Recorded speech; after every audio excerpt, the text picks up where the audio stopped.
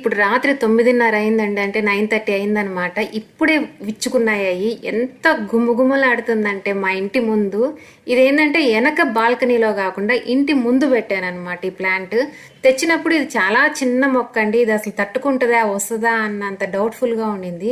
అంటే బాల్కనీ గార్డెన్కి సరిపడా ఎండ ఉండదు కదా మనకి అన్నట్టుగా.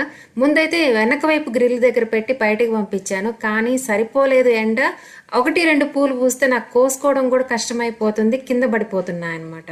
ఇప్పుడైతే నేను ముందు తీసుకొచ్చి పెట్టాను. ఇది బయట పెట్టి కూడా 1 ఇయర్ అవుతుందండి. 1 ఇయర్కి ఇంత మాత్రం పెరిగిందనమాట. పర్వాలేదు, బాల్కనీలో ఒక 3 అవర్స్ ఎండకి ఈ మాత్రం పెంచానంటే గ్రేటే అనమాట.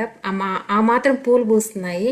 కానీ ఎంత జాగ్రత్తగా చూసుకున్నానంటే ఈ చెట్టుని, అసలు కింద నుంచి చిన్న తొట్టు అండి, అది పెద్ద తొట్టేం కాదు.